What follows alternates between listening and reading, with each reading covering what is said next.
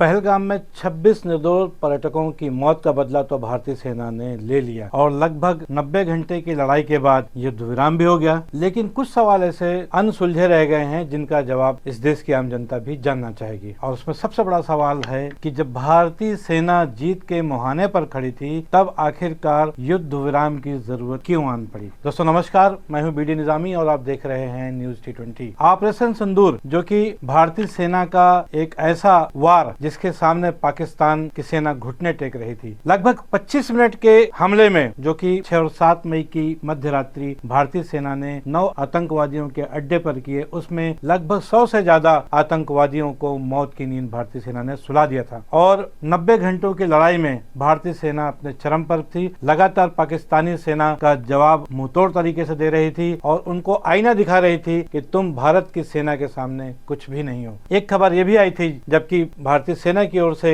यह बयान आया था, 12 आतंकी अड्डे और हैं जिनकी पहचान हो चुकी है, अब अगला निशाना उन पर होगा। ऐसे समय में टर्की और चाइना को छोड़कर कोई भी देश पाकिस्तान के साथ खड़ा नहीं था और पूरा विश्व निसंदेह भारत के साथ था कि भारत जो भी कर रहा है वो अच्छा कर रहा है। अच्छा इन द सेंस आतंकवादियों को उनके घर में घुसकर वार कर रहा है, उनको नस्ते नाबूद कर रहा है। कोई भी ऐसा मुल्क नहीं था जिसने भारत का साथ नहीं दिया। और निसंदेह 21 में से 9 अड्डे तो तबाह हो ही चुके थे आतंकवादियों के। जो और अड्डे थे 12 अड्डे, ये भी तबाह हो जाते अगर युद्ध विराम नहीं होता। सवाल यह है कि आखिर क्या जरूरत थी युद्ध विराम की, क्योंकि ऐसा बहुत कम होता है कि जैसा युद्ध विराम की स्थिति भारत के साथ हुई है। भारत अपर हैंडेड था, भारत का पाकिस्तान के साथ कोई मुकाबला नहीं था। पाकिस्तान अपनी इज्जत बचाने के लिए, अपनी छीछा लेदर से बचने के लिए वो अमेरिका के पास गया था। भारत युद्ध विराम के लिए अमेरिका के पास नहीं गया था, ये बात सबको मालूम है। सवाल यह है पाकिस्तान की मजबूरी थी कि वो युद्ध विराम के लिए अन्य देशों से फरियाद करता, जो उसने किया भी। पाकिस्तान की गीदड़ भपकियां भले ही 2 दिन 3 दिन लोगों ने सुनी हो, लेकिन उनका जवाब जिस तरह से भारतीय सेना ने दिया वो काबिल तारीफ है,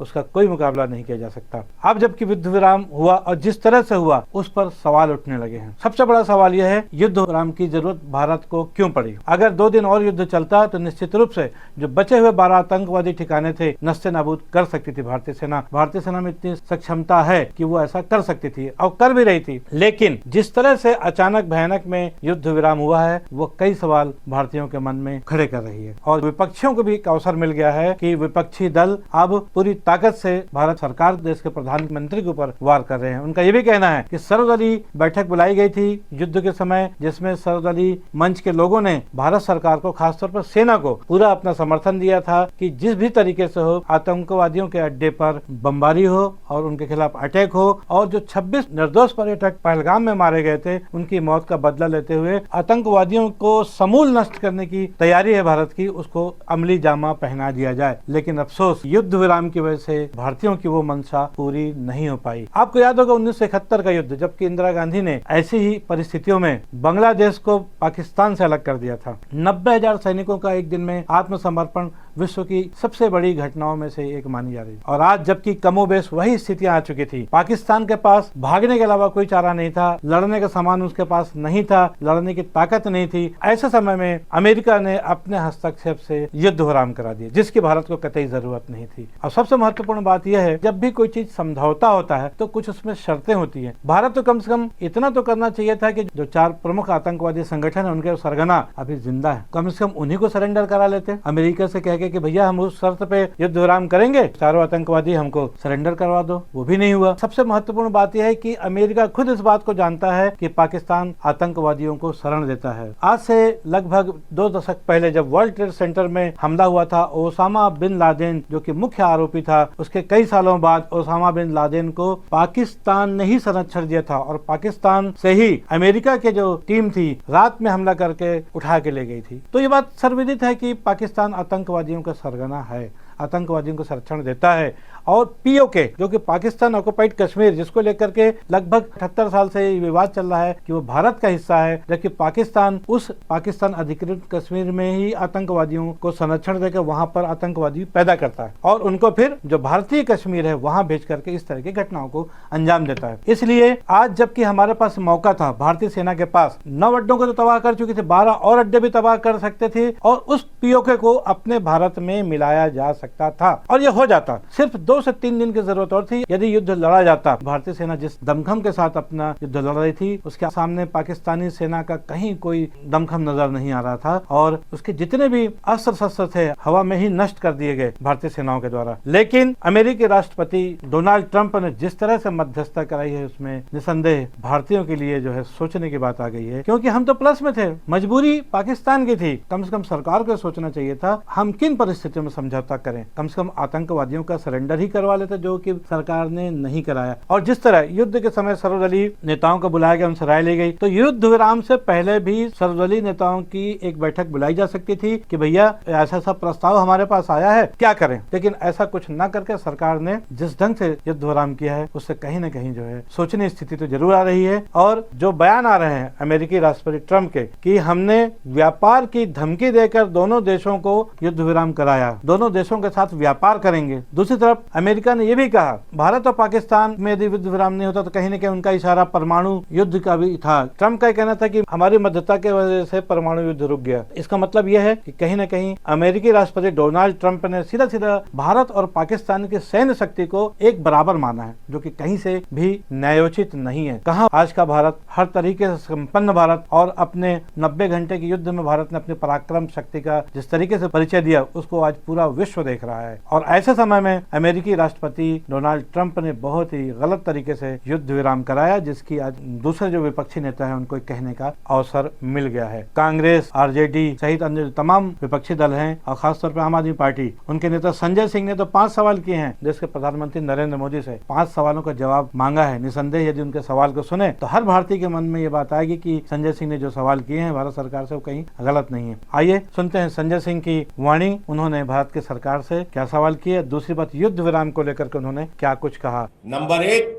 जब भारत की सेना पाक अधिकृत कश्मीर पे कब्जा कर सकती थी, पाकिस्तान के 21 के 21 आतंकवादी ठिकानों को तबाह और बर्बाद कर सकती थी, आतंकवादियों का पूरी तरीके से सफाया कर सकती थी, बलूचिस्तान को पाकिस्तान के नक्शे से मिटा सकती थी, अलग कर सकती थी, ऐसे समय में आपने ट्रंप के कहने पे सीज फायर की घोषणा क्यों की। नंबर 2, पूरा देश ये पूछ रहा है ऑपरेशन सिंदूर की शुरुआत तो उन बहनों के माथे के जो सिंदूर उजाड़े गए थे उसके लिए हुई थी, और उन सिंदूर को उजाड़ने वाले 4 खूंखार आतंकवादी कहां हैं, वो पाकिस्तानी आतंकवादी कहां हैं, उनको मौत के घाट कब उतारा जाए। नंबर 3, कल जो बात ट्रंप ने कही आपके संबोधन से पहले, ये बताया कि दोनों देशों को व्यापार बंद करने की धमकी देकर उसने सीज फायर करा दिया। अब एक एक हिंदुस्तानी जानता है अमेरिका का पाकिस्तान के साथ जो खाने के लिए मोहताज है उसके साथ कौन सा व्यापार होगा, कौन सा व्यापार होगा ट्रंप का पाकिस्तान के साथ। व्यापार तो हिंदुस्तान के साथ है, उनका लाखों करोड़ का व्यापार है। तो क्या आपको व्यापार की धमकी से सीज फायर करने के लिए उन्होंने मजबूर किया, दबाव डाला आपके ऊपर। नंबर 4, ट्रंप कह रहा है पाकिस्तान महान देश है, शक्तिशाली देश है, इसका खंडन कीजिए। आप खुलेआम कहिए पाकिस्तान आतंकवादी देश है। बुलाइए संसद का सत्र, हम सब मिलकर पास करेंगे, पाकिस्तान को आतंकवादी देश घोषित करेंगे। शुरुआत कीजिए इस बात की, जहां पे आतंकवादियों के अड्डे हैं, जहां पे आतंकवादी संगठन संचालित होते हैं, बोलिए इस बात को। नंबर 5, प्रधानमंत्री जी आपने कहा वो आतंकवादी घटनाओं को आगे अंजाम नहीं देगा, ऐसा पाकिस्तान ने आपसे कहा। वो कोई सैन्य दुस्साहस नहीं दिखाएगा, ऐसा पाकिस्तान ने आपसे कहा। तो मैं आपसे ये पूछना चाहता हूं, जरा इसका जवाब दीजिए, बताइए इस बात को देश को कि जैसे ही सीज फायर का ऐलान हुआ 3 घंटे के बाद सीज फायर का उल्लंघन हिंदुस्तान के कई शहरों में हुआ। कैसे सैन्य दुस्साहस दिखाया पाकिस्तान ने, जवाब दीजिए इसका। आपके गृह राज्य गुजरात के कच्छ में हमला हुआ और वहां के गृह मंत्री को आके मीटिंग लेनी पड़ी आपातकाल में। उमर अब्दुल्ला जी का ट्वीट आया कि सीज फायर का उल्लंघन हो रहा है। और कल जैसे ही आपने अपना भाषण खत्म किया, मोदी जी आप भाषण देने के एक्सपर्ट हैं, ये मैं जानता हूं, पूरा देश पूरी दुनिया जानती है। भले ही पाकिस्तान के हिंदुस्तान के ऐसे गंभीर और संवेदनशील मसले पे सर्वदलीय बैठक हो रही हो, लेकिन आप चुनावी रैली करने के लिए, भाषण देने के लिए बिहार जाते हैं। मुझे मालूम है आप केरल में समारोह को संबोधित करने जाते हैं, आंध्र प्रदेश में समारोह को संबोधित करने जाते हैं।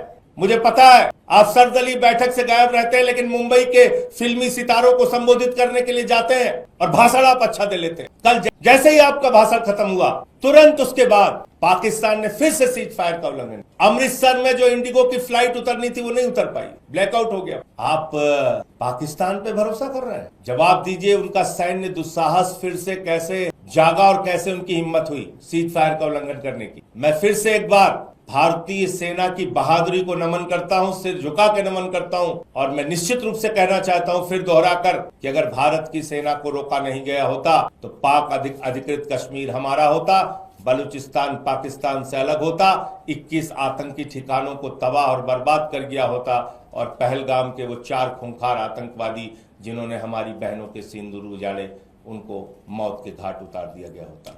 और ऐसे समय में अमेरिकी राष्ट्रपति के दबाव में मोदी जी ने जो काम किया। बहरहाल ये सब चीजें सरकार और राजनीति से संबंधित भी अब हो चुके हैं, युद्ध विराम हो चुका है, लेकिन सवाल तो उठेगा ही, आखिर युद्ध विराम की जरूरत क्या थी, और इसका जवाब आज नहीं तो कुछ दिनों बाद सामने जरूर आएगा। तब तक इंतजार कीजिए, बने रहिए न्यूज T20 के साथ। मैं हूँ बीडी निजामी और आप देख रहे हैं न्यूज T20। भारत और पाकिस्तान के बीच युद्ध विराम से संबंधित ये खबर विपक्षी दलों की स्थिति, विपक्षी दलों के नेताओं के बयान से संबंधित थी। आपको कैसे लगी, इस पर अपनी राय दें। खबर को लाइक करना न भूलें, चैनल को सब्सक्राइब करना भी। कल फिर मिलेंगे किसी नई खबर के साथ या नए किसी विश्लेषण के साथ। तब तक के लिए दीजिए इजाजत। जय हिंद, जय भारत, जय छत्तीसगढ़।